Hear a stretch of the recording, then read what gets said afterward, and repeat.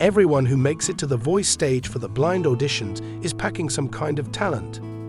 It's one of the things that makes the blind so fun to watch, because you just never know exactly what kind of vocal performance you're about to get. But you know it'll be interesting. The coaches know this too, which means that when they're especially blown away by a performer, the audience knows something special is happening. In episode 3 of season 25 tonight, 31-year-old HaVon provided that something special. A singer from Selma, Alabama, HaVon's big break came when he was able to perform in front of President Barack Obama during one of his hometown civil rights commemorations. But even with such a high-profile gig under his belt, HaVon still spent most of his time since performing for his church, unaware that he'd one day get the chance to leave Alabama and head to the voice stage. "To be here is the grandest thing I have ever experienced in my life," he said backstage. Then he went out and made the moment count. Backstage, HaVon, a singer-songwriter who was 31 years old and had a voice that was deep and soulful, waited for the moment that would drastically alter the course of his life. He was able to sense the anxious energy that was building up in his chest, the kind of energy that causes you to doubt everything, but also compels you to explore something that is more significant than yourself. Now was the time to act. The stage was prepared for Asher's blind audition on The Voice, and he was prepared to give his performance his absolute best effort that he could muster.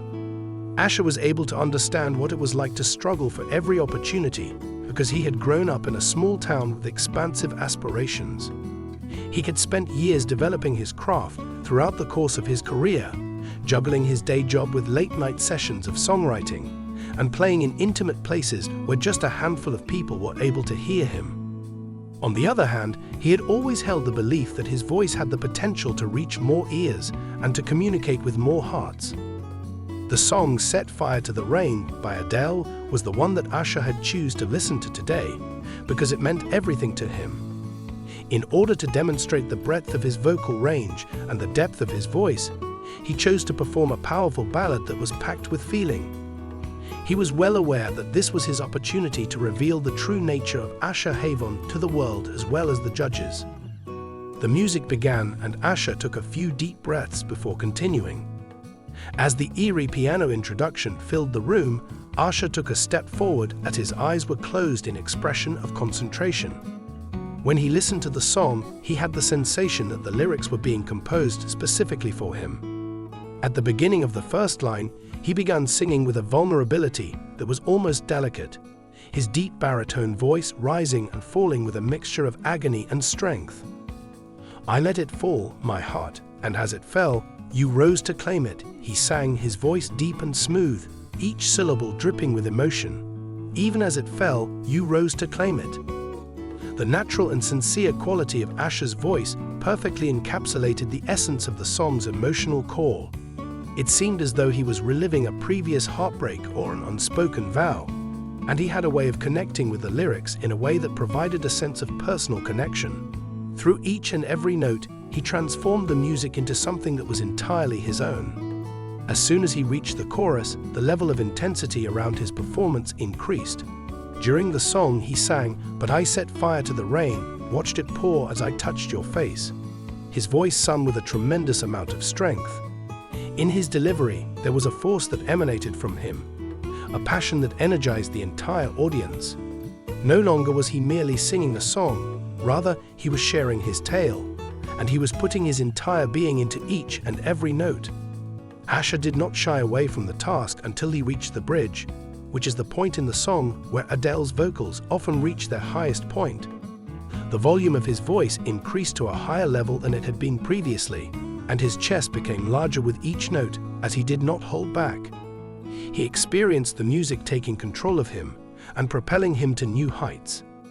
The words, "I feel the fire in the rain," were a monument to the years that Asher had spent struggling, studying, and dreaming. "I feel the fire in the rain," he blared forth. It was not enough for him to be an artist at the age of 31. He was someone who had discovered his passion and was prepared to set it ablaze. As soon as the last note faded into the silence, Asher stood frozen, his chest heaving with the emotion that he was experiencing. His eyes opened, and the sound of his own breathing filled his ears as he opened them. As he waited, there was a palpable sense of expectation in the air. Would they change their minds? And for a brief instant, nothing took place. After that, the first chair turned at precisely the moment when the tension started to build up. It turned out to be Chance the Rapper, with his signature smile beaming over his handsome face. As he spoke, his voice was filled with passion. "Yo, I had to turn for you, man," he said. "It's clear that you have something unique. Such a voice contains your very being. Everything about it is wonderful to me. It is imperative that we collaborate." It was impossible for Asher not to smile. The excitement that Chance exuded was infectious, and he could immediately picture what it would be like to collaborate with the artist who possessed a wide range of skills. But it was not all that was to follow. At precisely the moment when he started to think about Chance's turn, the second chair turned a full circle. It was the country combo Dan plus Shay who had caused a stir with their stunning harmonies and songs that came from the heart. While nodding their heads in time with the beat of the song, the two singers appeared to be impressed. Dan remarked, "Man, you have a voice that can bridge genres if you really want to. It's possible that we could get something truly extraordinary out of you." Asher's heart was racing. A pair of chairs had been rotated, each of them representing a different artist. The opportunities appeared to be limitless. However, just as he was beginning to gather his breath, all of a sudden, a third chair turned. Reba McEntire, the very queen of country music, was the one responsible.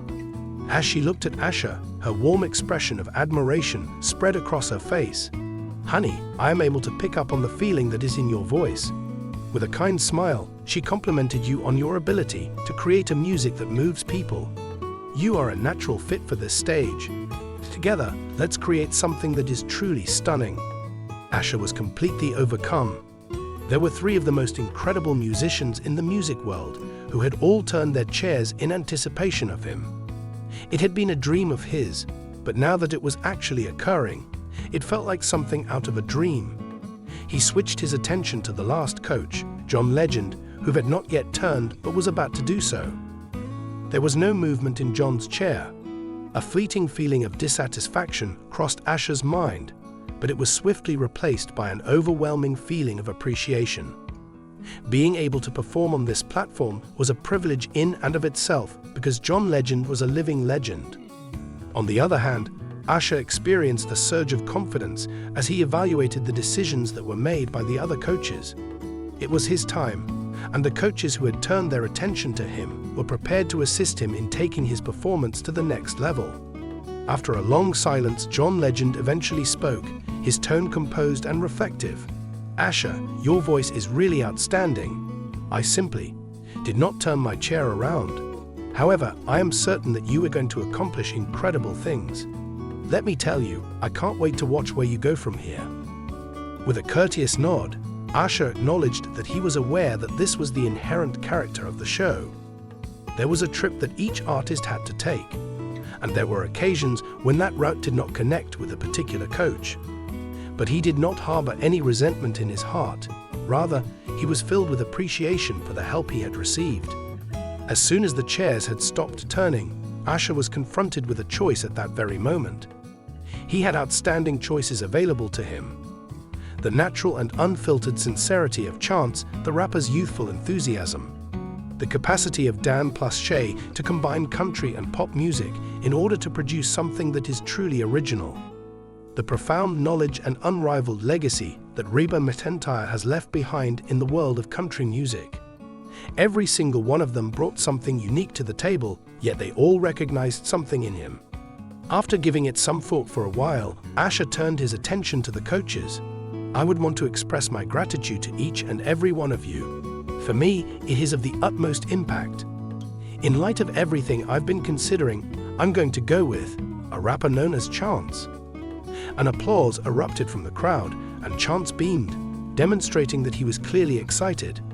With eager anticipation, Asher's heart began to swell. A new chapter had just begun, and this was just the beginning. The next stage of his journey had been determined, and with Chance the Rapper on his side, he couldn't wait to find out where it would take him.